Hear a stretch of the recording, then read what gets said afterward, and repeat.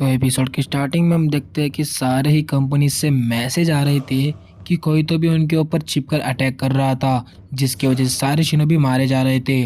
और फिर शिकागो कहते हैं कि शायद हमारे शिनोबिस के ऊपर गेंजुत्सु का यूज हुआ है और वो गेंजुत्सु के चपेट में आकर शिनोबिस के ऊपर अटैक कर रहे हैं। गेंजुत्सु यूजर शायद इताची उचिया है। और फिर तभी इनोइची कहते हैं कि नहीं, हमारा एनिमी कोई और नहीं, वाइट जेत्सु है, जो कि लोगों के चक्रा को कॉपी कर कर उनके ऊपर अटैक कर रहा है। और फिर आओ कहते हैं कि अब बताओ लीफ के शिकाकू, हमें तो ये भी नहीं पता कि हमारा दोस्त कौन है और एनिमी कौन है, क्योंकि वो हमारा ही बेस लेकर हमारे ही शिनोबी के ऊपर अटैक किए जा रहे हैं। सुबह होते होते देर हो जाएंगी, बताओ अब हम क्या करें। और फिर माबुई कहती है उनका प्लान यही था, हाँ, कि सुबह सबका चाकड़ा कलेक्ट करें और रात में उनका बेस लेकर उनके शिनोबी के ऊपर अटैक करे। और फिर हम मिफुने की कंपनी को देखते हैं, जहाँ पर सारे ही सामुराई रेस्ट कर रहे थे। तभी मिफुने के पास ओकिसुके आता है और कहता है कि कैप्टन मिफुने, हमने इंस्पेक्शन किया कि आसपास कोई भी एनिमी नहीं है और मैंने यहाँ पर कुछ सामुराइज को चौकन न रहने के लिए कह दिया है। और फिर सामुराइज देखते हैं कि कोई तो आगे आ रहा था, तो वो कहते हैं कि जो भी वहाँ पर है वही रुक जाओ, एक कदम भी आगे मत बढ़ाना। और फिर लड़की कहती है कि मैं अलाइड शिनोबी फोर्स से हूँ, सेकंड कंपनी से, मेरा नाम कुरोत्सुची है और मैं यहाँ पर तुम्हारे प्रिजनर से बात करने आई हूँ। हम देखते हैं कि एक सामुराई देइदारा के पपेट के पास खड़ा हुआ था उसकी निगरानी करने के लिए। और तभी वहाँ पर एक सामुराई आता है और कहता है कि तुम जाकर रेस्ट कर लो, मैं यहाँ पर इसका ध्यान रखता हूँ। और फिर हम देखते हैं कि वो सामुराई और जितने भी वहाँ पर सामुराई होते हैं वो रेस्ट करने के लिए चले जाते हैं। और फिर वो सामुराई पपेट के अंदर देखने लगता है और अंदर होता है अपना देइदारा, जो कि सोच रहा था कि कैसे उसे ओमोई की एक लाइटनिंग स्वॉर्ड ने अंदर कैदी बना दिया था। और फिर सामुराई कहता है कि हे देइदारा, देइदारा, देइदारा। और फिर देइदारा कहता है कि कौन है बाहर और मेरा नाम थोड़ा सा ढंग से लो। और फिर सामुराई कहता है कि मैं हूँ वाइट जेत्सु, तुम्हारी मदद करने के लिए, यानी कि तुम्हें बचाने के लिए आया हूँ। और फिर सामुराई स्वॉर्ड की मदद से देइदारा को बाहर निकालने का ट्राई करता है, पर तभी वहाँ पर कुरोत्सुची आ जाती है और कहती है कि हे बड़े भाई देइदारा, क्या तुम अंदर हो। और फिर देइदारा कहता है कि क्या कुरोत्सुची, तुम मुझे बचाने के लिए आए हो। और फिर कुरोत्सुची कहती है कि नहीं, मैं तुम्हें बचाने के लिए नहीं आई हूँ, मैं तो तुमसे मदद मांगने के लिए आई हूँ। तुम मुझे बस इतना बता दो कि काबूटो कहाँ पर है। और फिर देइदारा बताने के लिए मना कर देता है और कहता है कि मैं तुम्हें बताऊंगा नहीं कि काबूटो कहाँ पर है, क्योंकि उसने मुझे रीएनिमेट किया जिससे कि मैं अपनी आर्ट का वापस से यूज कर सकूं। और फिर कुरोत्सुची कहती है कि ठीक है, मुझे इतना तो बता दो कि सासुके उचिया कहाँ पर है। और फिर देइदारा कहता है कि क्या उसे भी रीएनिमेट कर दिया।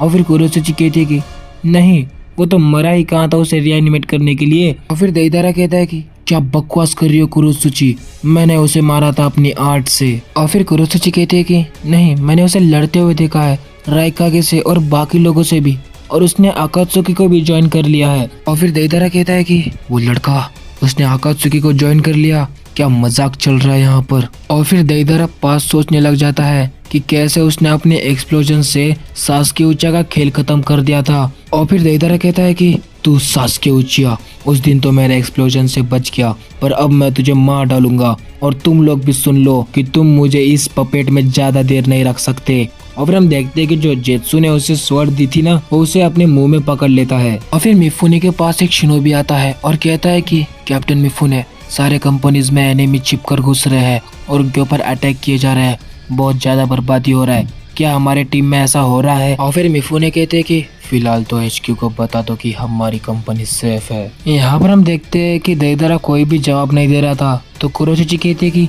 इस पपेट को खोलो, मुझे उससे फेस टू फेस जवाब करने हैं। और फिर सामुराई कहता है कि सर, क्या मैं इस पपेट को खोल दूं। और फिर ओकिसुके उस सामुराई से एक कोड पूछता है जो कि होता है माउंटेन, पर वो सामुराई गलत आंसर दे देता है।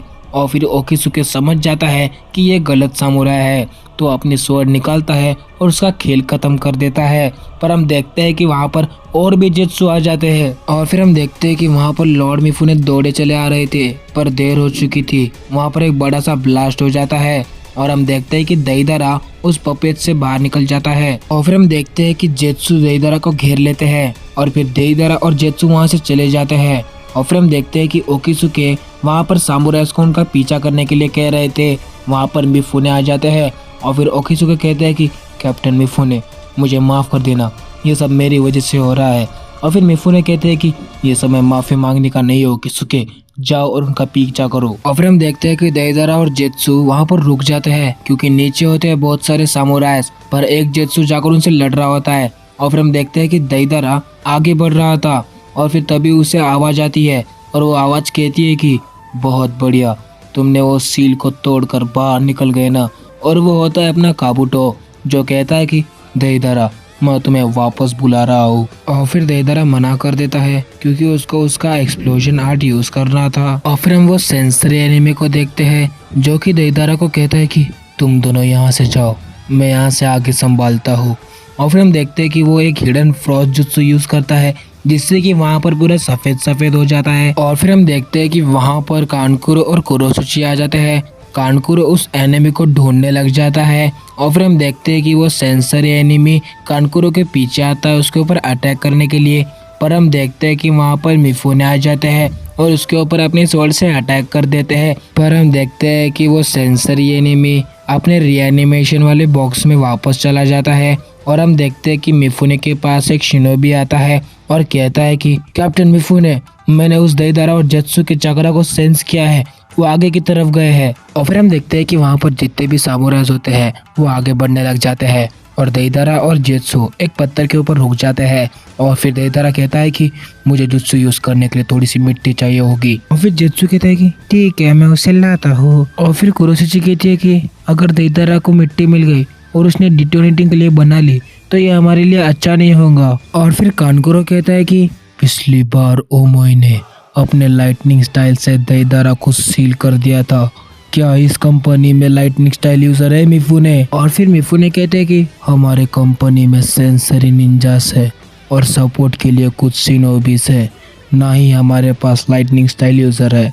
और फिर वहाँ पर एक शिनोबी आता है और कहता है कि कैप्टन मिफुने, मैं लाइटनिंग स्टाइल का यूज कर सकता हूँ। और फिर हम देखते हैं कि मिफुने अपनी कंपनी को लेके आगे बढ़ रहे थे और फिर देइदारा अपनी क्ले को बना रहा था और जेत्सु कहता है कि देइदारा, वो आगे बढ़ रहे हैं। देइदारा कहता है कि मैं इतनी कम मिट्टी में अपनी क्ले कैसे बनाऊं, मुझे थोड़ा सा वक्त दो। पर हम देखते हैं कि देइदारा के ऊपर अटैक करने के लिए सारे शिनोबिस आगे बढ़ रहे थे, पर देइदारा भी बाहर आ चुका था। और फिर वो वहाँ पर अपने क्लेस को ब्लास्ट कर देता है और वहाँ पर बहुत ही बड़ा धमाका हो जाता है और वो वहाँ से जाने लग जाता है और कहता है कि कोई भी मुझे नहीं रोक सकता। तभी हम देखते हैं कि देइदारा को कोई तो भी रस्सी से पकड़ लेता है, वो होता है अपना सासुरी का पपेट। और इसका फायदा उठाकर वो लाइटनिंग स्टाइल वाला शिनोबी देइदारा के ऊपर अटैक कर देता है। पर देइदारा को इतनी सी लाइटनिंग से क्या ही होने वाला था, वो उतनी से लाइटनिंग को जेत्सु की दी हुई स्वॉर्ड से उसे डिस्चार्ज कर देता है। और फिर हम देखते हैं कि देइदारा ने वहाँ पर क्ले खा ली थी जिससे कि वो ब्लास्ट होने वाला था, तो मिफुने उस शिनोबी को उससे दूर ले जाते हैं। तभी वहाँ पर एक बड़ा सा ब्लास्ट हो जाता है। पर हम देखते हैं कि देइदारा वापस से रीएनिमेट हो जाता है और जैसे तैसे करके वो शिनोबी और मिफुने उस ब्लास्ट से बच चुके थे। और फिर हम देखते हैं कि देइदारा एक लेक के पास खड़ा होता है और तभी उसके पास जेत्सु आता है और कहता है कि देइदारा, मैंने सब सेटिंग कर ली है, क्या तुम्हारे पास कोई आइडिया है? और फिर देइदारा को तभी वहाँ पर सास्के दिखता है और फिर वो सास्के को देखकर बहुत ही शॉक हो चुका था। और फिर सास्के कहता है कि ये तुम दोनों हो। और फिर देइदारा कहता है कि सास्के, मुझे बताओ कि तुम जिंदा कैसे हो? और फिर सास्के कहता है कि मुझे बताओ कि नारुतो कहाँ पर है? और फिर देइदारा कहता है कि नारुतो को छोड़ो, मेरे ऊपर ध्यान दो, पहले इताची अब नारुतो, क्या सच में तुम्हें मुझसे कोई लेन देन नहीं है? पर तभी वहाँ पर एक धमाका होता है क्योंकि वहाँ पर सारे सामुराइज आ चुके थे। सास्के उन्हें देखकर वहाँ से भाग जाता है तो देइदारा उनका पीछा करता है और देइदारा का पीछा जेत्सु करने लग जाता है। पर हम देखते हैं कि जेत्सु को सारे सामुराइज पकड़ लेते हैं और फिर देइदारा सास्के का पीछा कर रहा था और वो कहता है कि सास्के, इस बार मैं तुझे नहीं छोड़ूंगा। वो दोनों भी एक खुली जगह पर पहुंच जाते हैं। देइदारा सास्के को देखकर जोर जोर से हंसता है। सास्के कहता है कि देइदारा, तुम्हारी कमजोर लाइटनिंग नहीं है, तुम्हारी कमजोरी है आर्ट।